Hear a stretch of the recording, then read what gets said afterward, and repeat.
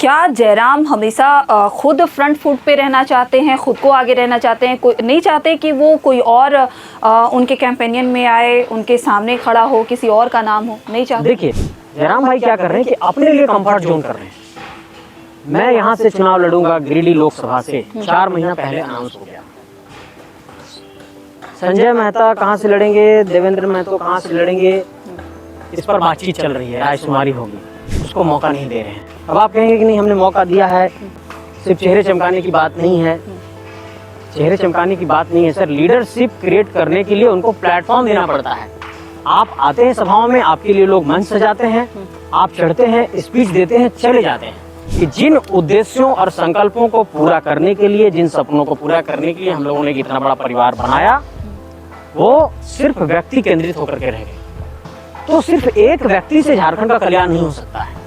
जो एक पूरा सिंडिकेट, एक कॉकस है जो आपको उन तक नहीं पहुंचने देगा या अपनी बात नहीं रखने देगा। तो आप अभी से अपने एक्सेस को इतना टफ कर लेंगे जब अभी आप किसी संवैधानिक पद पर नहीं हैं, तो इस स्थिति में कोई कैसे काम कर पाएगा? एक तो है कि लोग कहते हैं कि जयराम ओवर कॉन्फिडेंट हो गए हैं, सेल्फ सेंटर्ड हो गए हैं जयराम। उनको फुटेज चाहिए, इसी कारण पार्टी में बिखराव हो रहा है। कुछ लोग फंडिंग की बात करते हैं, इसके बारे में आप क्या कहना चाहेंगे? जैसे आप हमारे बचपन के मित्र हैं, आप संगठन में आइए, आपको कुछ हम पद भी दे देते हैं और आप हमारी चीजों को भी हैंडल करिए। और यही लोग ये सारी चीजों को हैंडल कर रहे हैं। तो ये कोई परिवार की तो कंपनी है नहीं ना, या फिर कोई दोस्त यार की कंपनी तो है नहीं। हम झारखंड के लोगों को समाधान का रास्ता दिखाने आए थे। तो कोई हमारा बचपन का मित्र होगा तो उसको हम सिर्फ इस आधार पर कि हमारा बचपन का मित्र है तो आप संगठन में ये जिम्मेवारी संभाल लीजिए, इस तरीके से चीजें नहीं चलती हैं। कि हम लोगों के संगठन का जो काम करने का तरीका है उसमें अग्रेशन बहुत है। लोग जाकर के लड़ जा रहे हैं पुलिस से, लड़ रहे हैं प्रशासनिक पदाधिकारियों से। अब वहां पर क्या हो रहा है कि हमारे साथियों पर एफआईआर हो जा रहे हैं। उनको लग रहा है कि एग्रेशन से सब कुछ कर लेंगे। तो 1-2 बार ये चीजें ठीक हो सकती है, लेकिन इससे क्या हो रहा है कि गांव भर के लड़कों पर एफआईआर हो जा रहा है, केस मुकदमे हो जा रहे हैं। मुझे ये आभास हुआ, मैंने ये आत्मचिंतन किया कि मैं जो कर रहा हूँ, ऐसा तो नहीं है कि एक बड़े जनमानस को मैं सिर्फ सपना दिखा दे रहा हूँ और मैं उनको कुछ डिलीवर नहीं कर पाऊंगा। और अगर मैं कुछ नहीं डिलीवर कर पाऊंगा तो मैं इस अपराध बोध से ग्रसित हो जाऊंगा कि मैंने जनता के साथ छल कर दिया। इनका क्या कहना है कि मेरी बिना उपस्थिति के कोई भी सभा नहीं होगी। डायरेक्ट नहीं कहना है, लेकिन जैसे ही आप ऐसा कोई कार्यक्रम करेंगे, करने की कोशिश करेंगे, आपको नोटिस भेजा जाएगा कि आपने किससे पूछ कर किया। मेरे साथ कई आईएएस और कई आईपीएस की मुलाकात हुई। जब भी कई पब्लिक के इश्यूज को लेकर के गया या फिर जो अपने कुछ हमारे संपर्क में हैं, उन लोगों ने कहा कि तुम लोगों का अप्रोच जो है वो कंस्ट्रक्टिव होना चाहिए।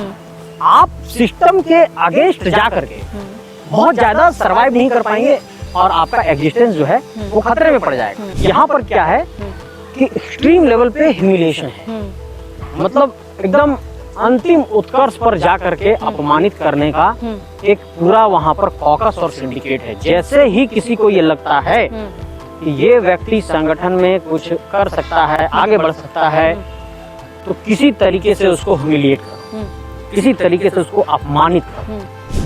नमस्कार, जोहार। आज हम एक ऐसे युवा चेहरे से बात करने वाले हैं जिन्हें आपने एक पार्टी के साथ देखा। इन्होंने हजारीबाग से लोकसभा चुनाव भी लड़ा। जेबी केसेस, जिस पार्टी ने बहुत नाम बटोरे, बहुत तालियां बटोरी, इसके जो केंद्रीय उपाध्यक्ष हैं संजय मेहता, आज उनसे ही हम आपकी मुलाकात करवाएंगे, इनसे तमाम बातचीत करेंगे। हालांकि इन्होंने अपने पद से इस्तीफा दे दिया है, यानी कि जो जयराम महतो का नाम है और इसके साथ जो युवा लड़ाके हैं वो धीरे धीरे करके जयराम का साथ छोड़ते जा रहे हैं। आखिर ऐसा क्या हुआ कि जो कल तक साथ थे आज उन्होंने अपने रास्ते अलग कर लिए हैं? इन तमाम मुद्दों पर बातचीत करेंगे। खुद हमारे साथ संजय मेहता मौजूद हैं। संजय जी, बहुत स्वागत है आपका हमारे चैनल पे। सबसे पहले ये जानना चाहिए कैसे हैं आप? मैं ठीक हूँ और आपके तमाम दर्शकों को मेरा झारखंडी जोहार है, नमस्कार है, आदाब है। ऐसा क्या हुआ कि कल तक जो साथ थे आज रास्ते अलग हो गए? देखिए प्रियंका जी, मैं आपको बहुत ही एकदम बेसिक पॉइंट पे आपको ले जाना चाहता हूँ। जब हम लोग राजनीति में आते हैं, सियासत में आते हैं, क्योंकि हम लोग आंदोलन कर रहे थे इन मुद्दों को लेकर, झारखंड और झारखंडियत के विषयों को लेकर के, झारखंड के डोमिसाइल को लेकर के, झारखंड में यहाँ पर कैसे डिस्प्लेसमेंट की पॉलिसी बनेगी, कैसे यहाँ पर पुनर्वास की नीति बनेगी, या फिर यहाँ के लोगों को यही रोजगार कैसे मिलेगा, माइग्रेशन कैसे खत्म होगा। तो जब आप डेमोक्रेसी में विश्वास रखते हैं तो आप चाहते हैं कि चुनावी राजनीति में जाकर के इन समस्याओं का समाधान करें। इसके लिए हम लोगों ने एक पॉलिटिकल पार्टी का रजिस्ट्रेशन कराया। अब क्या है कि जब हमें चुनावी राजनीति में जाना है और हम ये देख रहे हैं कि हमारा मुकाबला करोड़पतियों से है, अरबपतियों से है, बड़े बड़े माफियाओं से है, गुंडों से है, तो ऐसे में आपको एक रणनीति बनानी होगी। आप जब स्ट्रेटेजिक वे में आगे नहीं बढ़ेंगे तो आप फेल कर जाएंगे। मैं एक बहुत वैलिड पॉइंट दे रहा हूँ। अगर मुझे लगता है कि कोई भी व्यक्ति इस बात को झुठला नहीं सकता है, वो इत्तेफाक रखेगा इस बात पे। कितने बड़े बड़े पॉलिटिकल पार्टीज हैं, चाहे वो राहुल गांधी जी इलेक्शन लड़ते हों, चाहे नरेंद्र मोदी जी इलेक्शन लड़ते हों, चाहे दूसरे कितने भी लोग बड़े बड़े लीडर्स इलेक्शन लड़ते हैं, इन तमाम लोगों के पार्टियों में जो अनाउंसमेंट्स है कि हमारे कैंडिडेट कौन कहाँ से होंगे, वो एक समझिए कि ऑफिशियल तरीके से होता है। जयराम भाई क्या कर रहे हैं कि अपने लिए कंफर्ट जोन कर रहे हैं। मैं यहाँ से चुनाव लड़ूंगा गिरिडीह लोकसभा से, 4 महीना पहले अनाउंस हो गया। संजय मेहता कहाँ से लड़ेंगे, देवेंद्र महतो कहाँ से लड़ेंगे, इस पर बातचीत चल रही है, रायशुमारी होगी। तो आप अपने लिए कंफर्ट जोन तलाश करके 4 महीने का वक्त लेते हैं, 5 महीने का वक्त लेते हैं। देवेंद्र जी को, संजय जी को और तमाम साथियों को आप वक्त देते हैं 30 दिन, 31 दिन, 32 दिन। ठीक, चलिए एक गलती होगी, कोई बात नहीं। दूसरा, अभी आप कह रहे हैं कि मैं लड़ूंगा डुमरी से या कहीं से, और आप 2 सीट पर लड़ने का अनाउंसमेंट अपने बारे में करते हैं या फिर तमाम तरह के संकेत देते हैं।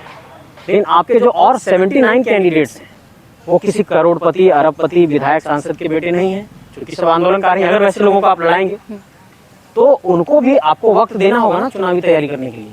तो आपने अपने लिए तो कंफर्ट जोन तलाश कर लिया कि मैं लड़ूंगा यहाँ से, तो आपके लिए 3-4 महीने का वक्त है, 2 महीने का वक्त है, 2.5 महीने का वक्त है। और जो साथी लड़ेंगे उनको वक्त रहेगा 15 दिन, 20 दिन, 25 दिनों का। तो मैं कहता हूं कि आप एक इक्वल ट्रीटमेंट लाइए, सबके लिए समान बिहेवियर होना चाहिए ऑर्गेनाइजेशन के अंदर। इन्हीं सब बिंदुओं को लेकर के मेरे कुछ सवाल थे और जिनको लेकर के मैंने सुझाव भी दिया था, लेकिन इन बातों को माना नहीं गया। तो क्या जयराम हमेशा खुद फ्रंट फुट पे रहना चाहते हैं, खुद को आगे रहना चाहते हैं, कोई नहीं चाहते कि वो कोई और उनके कैंपेनियन में आए, उनके सामने खड़ा हो, किसी और का नाम हो, नहीं चाहते? देखिए, इस पहलू का जवाब ये है कि राजनीतिक दलों के अंदर या दुनिया में जितने भी नेतृत्वकर्ता हैं उसके पीछे एक फौज होती है और सामने एक नेतृत्वकर्ता होता है। तो नेतृत्वकर्ता को तो आगे रहना ही चाहिए और उनको आगे पीछे के सिपाही लोग करेंगे भी, क्योंकि हमारे नेतृत्वकर्ता हैं। मेरा सवाल इस बात को लेकर के है कि क्या सेकंड लाइन लीडरशिप के एग्जिस्टेंस को आप पूरी तरीके से दरकिनार करते हैं? अब इस पर एक दूसरा मैं वैलिड पॉइंट देता हूँ। हमारे ऑर्गेनाइजेशन के अंदर आप जिन चेहरों को देखेंगे, तो जिस तरीके से इंडिपेंडेंट चेहरे सामने आने चाहिए थे वो नहीं आ पाए। कैसे? मैं आपको एग्जांपल देता हूँ। हमारे देवेंद्र भाई हैं, मनोज जी हैं और भी तमाम साथी हैं, या फिर मेरा ही नाम ले लीजिए। इससे पूर्व मैं चुनावी राजनीति में थोड़ा बहुत था, देवेंद्र जी भी थे, मनोज जी भी थे। उनके अलावा कोई एक और चेहरा आप बताइए जो संगठन में सामने आया हो। इसलिए जब पॉलिटिकल लीडरशिप में सेकेंड लाइन की लीडरशिप को आप आगे नहीं बढ़ने देंगे, तो ऐसे में एक बड़ा सवाल ये खड़ा होता है कि आप दूसरी पंक्ति के जो हमारे नेता हैं, हमारे संगठन के जो नेतृत्वकर्ता हैं, उसको मौका नहीं दे रहे हैं। अब आप कहेंगे कि नहीं, हमने मौका दिया है, सिर्फ चेहरे चमकाने की बात नहीं है। चेहरे चमकाने की बात नहीं है सर, लीडरशिप क्रिएट करने के लिए उनको प्लेटफॉर्म देना पड़ता है। आप आते हैं सभाओं में, आपके लिए लोग मंच सजाते हैं, आप चढ़ते हैं, स्पीच देते हैं, चले जाते हैं। दूसरे लोग कहाँ जाएंगे? उनको आप प्रॉपर एक मौका दीजिए, एक डेकोरम बनाइए, एक वहाँ पर मैनर होना चाहिए, वहाँ पर स्टेज को सजाने का एक सलीका होना चाहिए। वो सजाते भी हैं, लेकिन चीज़ें पूरे अव्यवस्थित हो जा रही हैं। तो मैं ये कहना चाहता हूँ कि जिन उद्देश्यों और संकल्पों को पूरा करने के लिए, जिन सपनों को पूरा करने के लिए हम लोगों ने इतना बड़ा परिवार बनाया, वो सिर्फ व्यक्ति केंद्रित होकर के रह गए। तो सिर्फ एक व्यक्ति से झारखंड का कल्याण नहीं हो सकता है। यहाँ पर सामूहिक संघर्ष की बात है। झारखंड का पूरा इतिहास साझा संघर्ष का रहा है। यहाँ अगर शेख भिखारी ने शहादत दी तो बिरसा मुंडा ने भी दी है, तिलका मांझी ने भी दिया है, सिद्धू कानू ने भी यहाँ पर लड़ाई लड़ी है। तो ये एक साझा संघर्ष की धरती है। इसलिए मैं ये कहना चाहता हूँ कि सबको एक बराबर प्लेटफॉर्म मिले। और मैं बार बार एक बात कहता हूँ कि सोशल इंजीनियरिंग पर काम करिए। इन पहलुओं पर भी बातचीत नहीं हो पाती है, काम नहीं हो पाता है। तो क्या ये जयराम से डायरेक्ट कम्युनिकेशन नहीं है उनके साथ रहने वालों का, या फिर गैप है बहुत ज़्यादा? जिस तरह से एक इंटरव्यू में आपका देख रही थी, आपने कहा कि जैसे आप लोकसभा से चुनाव लड़ रहे थे, तो वहाँ पे भी जयराम फ्रंट फुट पे थे, संजय मेहता बैक फुट पे थे। नाम भले ही था एज ए कैंडिडेट, लेकिन बैक फुट पे थे। इसका कारण क्या रहा? देखिए, रीजन क्या है मैं आपको बताता हूँ। जब पॉलिटिक्स में इंडिविजुअल सेंट्रिक चीज़ें होती हैं और किसी व्यक्तित्व को इस तरीके से एक नैरेटिव सेट किया जाता है कि इस व्यक्तित्व के अंदर सारे समस्याओं का समाधान है, तो जनता एक आस्था व्यक्त करती है, जनता एक विश्वास व्यक्त करती है। और हम लोगों ने झारखंडी जनमानस को एक सपना दिखा दिया। हम लोगों ने झारखंडी जनमानस को ये दिखाया कि हम लोग समाधान का रास्ता लेकर के आ रहे हैं, यहाँ पलायन रोकेंगे, यहाँ पर जो नियुक्तियां नहीं हो पा रही उसको टाइम पर करेंगे। तो इन सब चीज़ों के लिए पॉलिसी चाहिए ना, इन सब चीजों के लिए आपके पास एक ड्राफ्टिंग होनी चाहिए ना, कि आप कैसे लाएंगे स्थानीय नीति, आप कैसे लाएंगे नियोजन नीति। तो हमने कहा कि इन सारे चीजों का एक ड्राफ्ट हम लोगों को रेडी करना चाहिए और पब्लिक डोमेन में रखना चाहिए कि अगर हम राजनीतिक सत्ता में आते हैं और अगर सत्ता के केंद्र में हमारे हाथों में कमान आती है, तो ये हमारे पास समाधान का रास्ता होगा। लेकिन इन पहलुओं पर सोचने का किसी के पास वक्त नहीं है। और एक ऐसा सराउंडिंग वहां पर डेवलप है, जो एक पूरा सिंडिकेट, एक कॉकस है, जो आपको उन तक नहीं पहुंचने देगा या अपनी बात नहीं रखने देगा। तो आप अभी से अपने एक्सेस को इतना टफ कर लेंगे, जब अभी आप किसी संवैधानिक पद पर नहीं हैं, तो इस स्थिति में कोई कैसे काम कर पाएगा? ये सबके साथ स्थितियां हैं, या सिर्फ संजय मेहता या मनोज यादव या फिर देवेंद्र नाथ महतो के साथ है कि इस तरह की चीज़ें जयराम के साथ है, या फिर वो खुद को ही रॉबिन हुड मान बैठे हैं कि जो है सर्वे सर्वा जयराम है? तो पार्टी तो ऐसे नहीं चल सकती। देखिए, फर्क इतना है कि मैं बोल रहा हूँ और तमाम साथी बोल नहीं पा रहे हैं। मुझे फोन कॉल्स आ रहे हैं, संगठन के अंदर से आ रहे हैं कि आपके जो सारे सवाल हैं जायज है, सारे सवाल आपके वैलिड हैं, और आपने जिन बिंदुओं को भी उठाया है उन बिंदुओं में दम है। हम लोग आए थे कि झारखंड में समाधान देंगे, नीतियों के आधार पर समाधान का रास्ता निकालेंगे। तो उसका रोड मैप दिखना चाहिए, ये दिखना चाहिए कि हम कैसे काम करेंगे, आपका क्या लाइन ऑफ एक्शन होगा, आप कैसे चीज़ों को एग्जीक्यूट करेंगे, कैसे इम्प्लीमेंट करेंगे। तो ये परिस्थितियां वहाँ पर नहीं बन पा रही हैं। अच्छा, इसी पार्टी में अभी कुछ दिन पहले एक और मामला सामने आया था, जो रिजवान या फैजान अंसारी हैं, उनको लेके कि इस तरह के पैसे लेन देन और ये सारी चीज़ें, ये क्या है? इसके बारे में अगर आप कुछ बता पाए। देखिए, मुझे तो ये जानकारी मिली थी कि शायद कुछ उन पर एलिगेशन लगा था कहीं से, रोड वगैरह में कुछ, उसके बाद उनको पद से हटाया गया। तो इसमें भी कुछ वैसी मेरी ये नहीं थी, मतलब मेरी जानकारी में कुछ नहीं थी। मुझे भी सब सोशल मीडिया और मीडिया के माध्यम से पता चला। तो इसमें मुझे कुछ विशेष जानकारी नहीं है कि क्या कुछ हुआ था, क्या इन लोगों ने किया। लेकिन मैं इतना ही जानता हूँ कि संगठन का अर्थ है कि हम सब सामूहिकता की बात करें, और अगर सारे निर्णय, सारे बिंदु एक प्राइवेट लिमिटेड कंपनी की तरह, एक डायरेक्टरशिप की तरह शिफ्ट हो जाए, तो मुझे नहीं लगता है कि ये किसी संगठन के भविष्य के लिए बेहतर है। डिसेंट्रलाइजेशन, इंटरनल डेमोक्रेसी, आंतरिक लोकतंत्र बेहद जरूरी है। मैं इस बात की वकालत करता हूँ। संजय जी, अगर हम देखें कि जो जयराम को लेकर तमाम तरह की बातें सामने आती है, एक तो है कि लोग कहते हैं कि जयराम ओवर कॉन्फिडेंट हो गए हैं, सेल्फ सेंटर्ड हो गए हैं जयराम, उनको फुटेज चाहिए, इसी कारण पार्टी में बिखराव हो रहा है। कुछ लोग फंडिंग की बात करते हैं, इसके बारे में आप क्या कहना चाहेंगे? देखिए, दो पहलू। पहला, आपने कहा कि वो सेल्फ सेंट्रिक हो गए। मैं तो बार बार इसी पहलू पर आ रहा हूँ। पहला, अगर संगठन है तो सेकेंड लाइन की लीडरशिप क्रिएट होनी चाहिए। दूसरा, इस सेंटर में एक नेतृत्व करता होता है, मैं इस बात से इत्तेफाक रखता हूँ, बिल्कुल होना चाहिए। लेकिन मैं इसके साथ ये जोड़ना चाहता हूँ कि आपके नीचे का जो सीढ़ी है, उसके एग्जिस्टेंस को आप दरकिनार मत करिए, उसको भी आप साथ लेकर के चलिए। आप सिर्फ और सिर्फ इस बात पर केंद्रित हो गए हैं कि जो हूँ, मैं का भाव आ गया, हम का भाव लाइए। मैं ये कहना चाहता हूँ।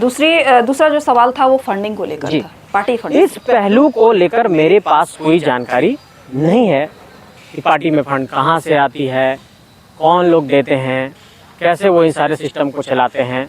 इसके बारे में कोई जानकारी ही नहीं है, ना आज तक कोई इस पहलू पर बातचीत रखी गई है, ना संगठन के किसी बैठक में आज तक कोई हिसाब किताब ऐसी कोई बात कहीं नहीं हुई है। और मैं नहीं जानता हूँ कि कहाँ से ये सारी चीज़ें वो हैंडल करते हैं, कैसे करते हैं, कौन मदद करता है, ये सब कोई जानकारी मेरे पास नहीं है। तो ये संगठन चलता कैसे था जब केंद्रीय उपाध्यक्ष को कुछ नहीं पता, जो सचिव होते हैं उनको नहीं पता, तो बैठकों में क्या चर्चा होती थी? एजेंडा आपके पास है नहीं, कभी 1932, कभी स्थानीयता, कभी कुछ। देखिए मैं बताता हूँ क्या हो रहा है।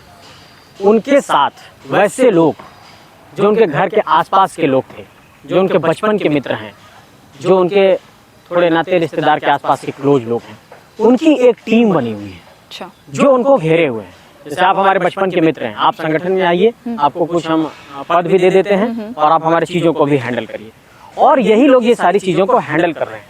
तो ये कोई परिवार की तो कंपनी है नहीं ना, या फिर कोई दोस्त यार की कंपनी तो है नहीं। हम झारखंड के लोगों को समाधान का रास्ता दिखाने आए थे। तो कोई हमारा बचपन का मित्र होगा तो उसको हम सिर्फ इस आधार पर कि हमारा बचपन का मित्र है तो आप संगठन में ये जिम्मेवारी संभाल लीजिए, इस तरीके से चीज़ें नहीं चलती हैं। तो मैं ये कहना चाहता हूँ कि आप लोगों को क्षमता के आधार पर और उनके प्रतिभा के आधार पर वो झारखंड को क्या कंट्रीब्यूट कर सकते हैं, वो झारखंड को क्या दे सकते हैं, इस पहलू पर आप लोगों को काम बांटिए। दूसरी बात, अभी सब लोग ये बात कह रहे हैं कि नहीं झारखंडी जनमानस को आप लोगों ने सपना दिखाया, संजय जी आप ऐसे छोड़ करके जा रहे हैं तो बहुत दुख हो रहा है। मैंने सपना दिखाया, हम भी भाषण दिए, हम भी लोगों के बीच गए। अब मैं समाधान नहीं कर पाऊंगा तो जनता हमसे सवाल करेगी ना कि आप तो जा करके बहुत बड़ी बड़ी बात कह रहे थे। तो जब मैं उन चीज़ों को वहाँ नहीं कर पा रहा हूँ और जनता के प्रति मेरी जवाबदेही है, झारखंडी जनमानस के प्रति मेरी जवाबदेही है, मेरी अकाउंटेबिलिटी है, तो उस जवाबदेही को तय करने के लिए मुझे कोई रास्ता चुनना होगा। और मैं अभी चिंतन कर रहा हूँ कि क्या मेरे लिए रास्ता हो सकता है, और मैं इस पहलू पर अब सोच रहा हूँ कि मुझे क्या करना है, कैसे झारखंडी जनमानस को मैं ये बता सकूँ कि ये बेहतर रास्ता होगा। तो मैंने अपने कुछ साथियों से बातचीत की है। फिलहाल वैसे साथी जो पढ़ाई लिखाई कर रहे हैं, जो डेवलपमेंट सेक्टर्स में हैं, और जो ऐसे कुछ प्रोफेशनल हैं जो झारखंड को कुछ देना चाहते हैं, झारखंडी माटी से उनको लगाव है, तो हमने अपने कुछ साथियों से बात किया है। और उन साथियों से बातचीत करके हम चाहते हैं कि जो नीतियों के आधार पर जो समाधान का रास्ता देना चाहते हैं, उसका पहला हम लोग एक ड्राफ्ट तैयार करें कि ये हमारे पास प्लानिंग है। दूसरा कि आप अगर जब डेमोक्रेसी में हैं तो आपको लोकतंत्र में विश्वास करना होगा, और आप ये बात नहीं कह सकते हैं, न्यूसेंस नहीं क्रिएट कर सकते। अभी क्या हुआ कि हम लोगों के संगठन का जो काम करने का तरीका है उसमें अग्रेशन बहुत है। लोग जाकर के लड़ जा रहे हैं पुलिस से, लड़ रहे हैं प्रशासनिक पदाधिकारियों से। अब वहां पर क्या हो रहा है कि हमारे साथियों पर एफआईआर हो जा रहे हैं। उनको लग रहा है कि अग्रेशन से सब कुछ कर लेंगे। तो एक दो बार ये चीजें ठीक हो सकती हैं, लेकिन इससे क्या हो रहा है कि गांव भर के लड़कों पर एफआईआर हो जा रहा है, केस मुकदमे हो जा रहे हैं, और वो परेशान हो रहे हैं।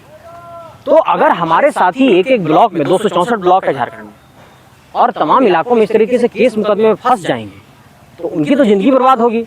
कल की तारीख में उसको एक कैरेक्टर प्रमाण पत्र बनाना होगा, नौकरी के लिए कैसे बनाएगा? क्यों हो रहा है? कहीं वो जयराम से इंस्पायर ना हो के वो गुमराह हो रहे हैं कि जयराम अगर इस तरह से अग्रेसन में भाषण देते हैं, रॉबिन हुड है तो आगे चल के हम बन सकते हैं, या वो चीज़ों को समझ नहीं रहे हैं इस तरह, इसलिए ये चीज़ें आ रही हैं? देखिए, आपको रैशनल थिंकिंग तो रखना होगा, आपको तो तार्किक सोच रखना ही होगा, लेकिन चूंकि आम झारखंडी जनमानस बहुत प्यारे हैं, वो बहुत भोले हैं, और मैं नहीं चाहता हूं कि इस भोली भाली जनता के साथ मैं कोई छल कर दूं। इसलिए मैं बता रहा हूं कि मैं पिछले कुछ महीनों से बहुत पीड़ा में था, बहुत दर्द में था। मुझे ये आभास हुआ, मैंने ये आत्मचिंतन किया कि मैं जो कर रहा हूं, ऐसा तो नहीं कि एक बड़े जनमानस को मैं सिर्फ सपना दिखा दे रहा हूं और मैं उनको कुछ डिलीवर नहीं कर पाऊंगा। और अगर मैं कुछ नहीं डिलीवर कर पाऊंगा तो मैं इस अपराध बोध से ग्रसित हो जाऊंगा कि मैंने जनता के साथ छल कर दिया। छल इसलिए हो जाता क्योंकि हम वहाँ डिलीवर करने की स्थिति में नहीं है। अब मैं एक एग्जांपल देता हूँ आपको। 60-70 दिन इलेक्शन बचे हुए हैं, आप चुनावी राजनीति में आना चाहते हैं, कहते हैं कि सत्ता के केंद्र में जाएंगे, मुख्यमंत्री बनेंगे। मुख्यमंत्री बनने के लिए 41-42 विधायक चाहिए आपको। क्या स्ट्रैटेजी है आपके पास उसके लिए? कैसे आप 42 लोगों को चुनाव लड़ाएंगे? कैसे आप 42 सीटों पर जीत दर्ज करेंगे? क्या आपके पास कोई आदिवासियों का बड़ा चेहरा है? क्या कोई दलितों का बड़ा चेहरा है? क्या कोई अगड़ों का बड़ा चेहरा है?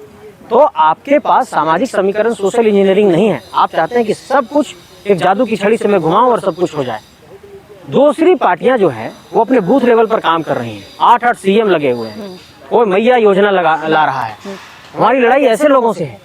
और हम क्या कर रहे हैं कि सिर्फ पब्लिक में जा रहे हैं, स्पीच दे रहे हैं, फिर चले जा रहे हैं, और कोई रणनीतिक तौर पर काम करना चाह रहा है तो उन कामों को करने की आज़ादी नहीं है। तो क्या ये जयराम के आसपास जो लोग हैं उन्होंने जयराम को भी गुमराह कर दिया है? क्या वो ये सोच नहीं पा रहे हैं कि वो किस तरह की राजनीति कर रहे हैं, उनको कहाँ पे जाना है, क्या करना है?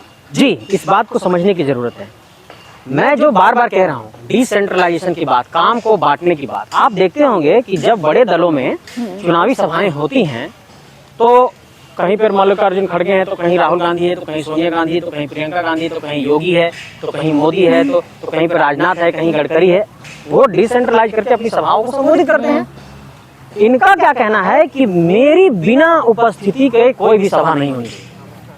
डायरेक्ट नहीं कहना है, लेकिन जैसे ही आप ऐसा कोई कार्यक्रम करेंगे, करने की कोशिश करेंगे, आपको नोटिस भेजा जाएगा कि आपने किससे पूछ कर किया। तो ये या नोटिस भेजा जाएगा या तो आपको फोन कॉल से परेशान किया जाएगा कि जिस कार्यक्रम में उनकी उपस्थिति नहीं है, इंडिपेंडेंट सभाएं नहीं कर सकते। इंडिपेंडेंट सभा करने पर पाबंदियां हैं एक तरीके से। तो मैं ये कह रहा हूं कि आप कह रहे हैं कि मैं सुबह निकला हूं 6 बजे और रात के फिर 4 बजे जा रहे हैं। सर, आप काम नहीं बांटेंगे, आप दूसरे लोगों को नहीं जाने देंगे कहीं, और खुद आप ये चीज को शो करेंगे, सिंपैथी लेंगे कि नहीं सिर्फ मैं ही कर रहा हूं। आप काम बांटिए ना, लोग काम करने के लिए तैयार हैं। आप लोगों को भेजिए कि आप भी वहां जाइए। आप कहेंगे कि नहीं उसका एक्सेप्टेंस नहीं है, आप उसको आगे बढ़ने का मौका देंगे, पब्लिक डोमेन में जाने देंगे, उसको स्टेज देंगे, उसको परफॉर्म करने देंगे, उसको प्लेटफॉर्म देंगे, तब तो वो उभर करके सामने आएगा, तब तो उसका एक्सेप्टेंस बढ़ेगा। तो आप इन चीजों को थोड़ा अपना दिल बड़ा करने की जरूरत है। झारखंड सिर्फ एक व्यक्ति से नहीं सुधर सकता है, इसके लिए सामूहिक एक प्रयास की जरूरत है। इस बात को समझने की जरूरत है, और इसी बात को मैं बार बार कह रहा हूँ। और मुझे लगा कि मैं जिन उद्देश्यों और संकल्पों के साथ निकला था, जिन सपनों के साथ निकला था, उसको पूरा करने में एक बाधा आ रही है, और इस तरीके से अपनी क्षमता का मैं सदुपयोग नहीं कर पाऊंगा, और ये एक बड़ी चिंता की बात मुझे लगी। अंततः मुझे निर्णय लेना पड़ा।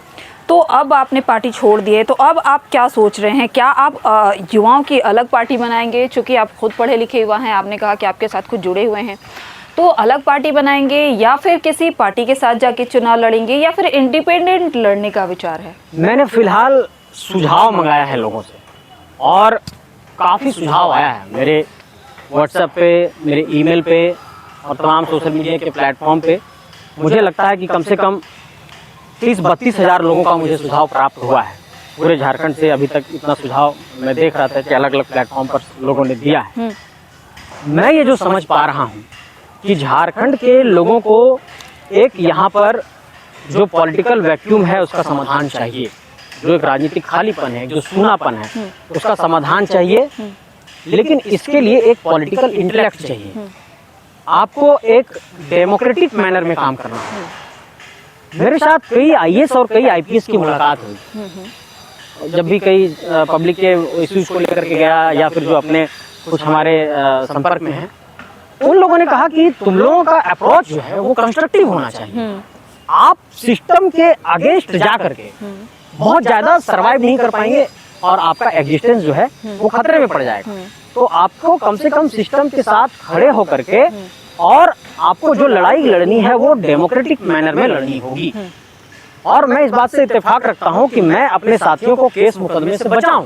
तो इस बिंदु को लेकर के मैंने उनको सुझाव दिया कि थोड़ा सा अपने आक्रामकता को कम करते हुए थोड़ा डेमोक्रेटिक मैनर में बात किया जाए, ताकि आपको प्रोटेक्ट कर सकें। उसके पीछे मेरा कंसर्न ये था कि लोकसभा चुनाव में आप परेशान हुए, पुलिस ने आपको परेशान किया, और विधानसभा चुनाव में फिर आप परेशान हो जाएंगे, तो संगठन के लोग फिर परेशान होंगे, क्योंकि आप संगठन के नेता हैं।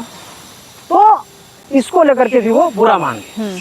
मैंने सोचा कि बूथ लेवल पे कार्यकर्ताओं को ले जाने के लिए हमने एक अभियान की शुरुआत की।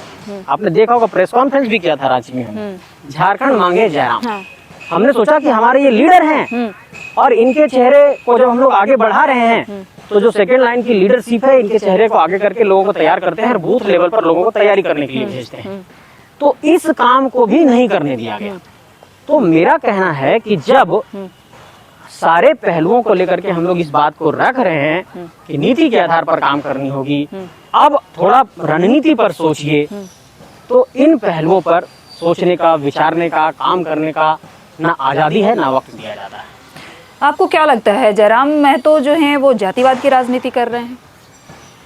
देखिए, मैं ये समझता हूँ कि जो मुद्दे हैं हमारे, जिन मुद्दों को लेकर हम लोगों ने लड़ाई छेड़ी थी, वही मुद्दे हमारे प्राथमिकता के केंद्र में हैं।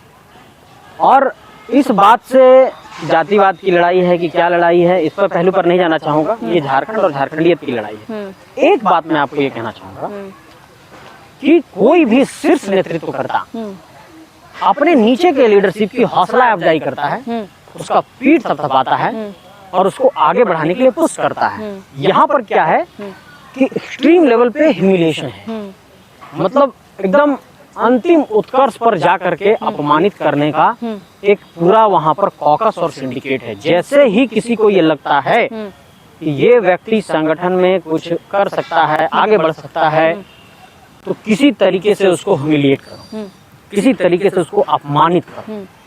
और ये जो ट्रेंड है वहां पर नीचा दिखाने की, और वो छोड़िए बंद कमरे में नहीं, सार्वजनिक प्लेटफॉर्म पर, मीडिया के समक्ष, ये सबसे गलत है। क्योंकि उससे जो हमारे नेतृत्वकर्ता जो धूप में पसीना बहाकर जो ग्राउंड पर जाकर के काम कर रहे हैं, बूथ कमेटियां बना रहे हैं, जाकर के गांव-गांव लोगों को जागरूक कर रहे हैं, उनका कॉन्फिडेंस लूज होता है।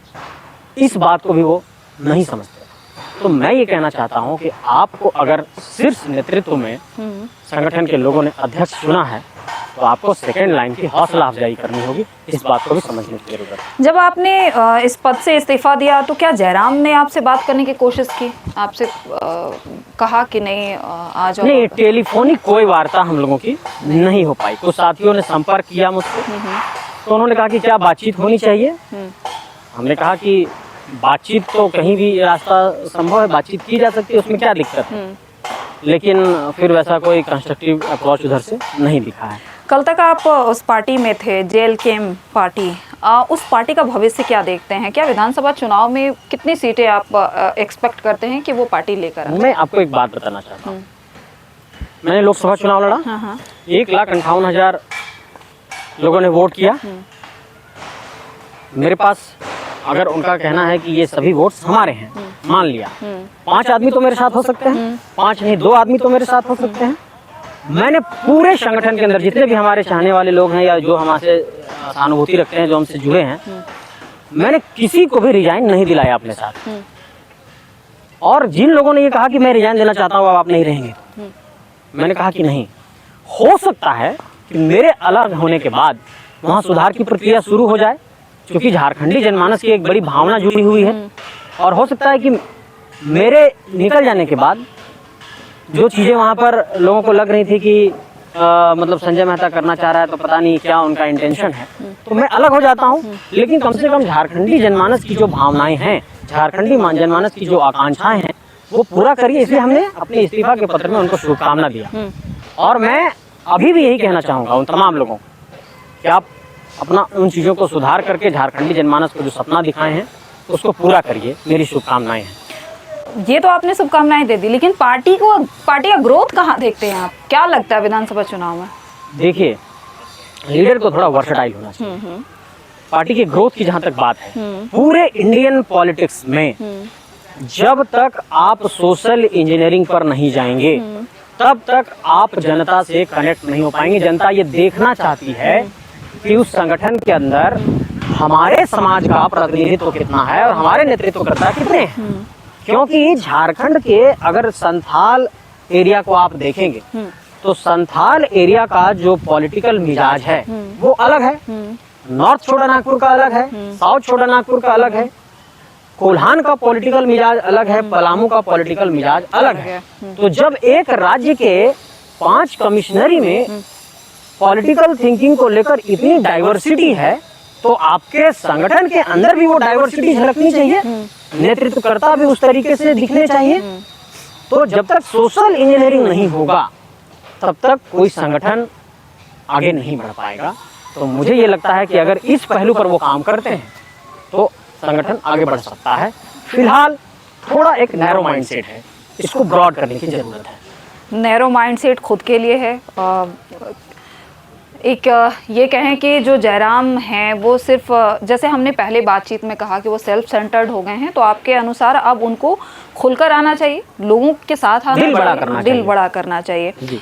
तो ये संजय मेहता जी थे जिन्हें आपने सुना, इन्होंने तमाम मुद्दों पर अपनी राय रखी। इन्होंने ये भी बताया कि जब ये उस पार्टी में थे तब क्या कुछ हुआ और किस तरह से इनके साथ व्यवहार किया गया। इसलिए इन्होंने झारखंड की जो राजनीति है, झारखंड के जो मुद्दे हैं उनको देखते हुए अब ये लोगों के समक्ष जाएंगे और लोगों से ही राय लेंगे कि इन्हें क्या करना चाहिए, किस तरह से इन्हें चुनाव में आना चाहिए।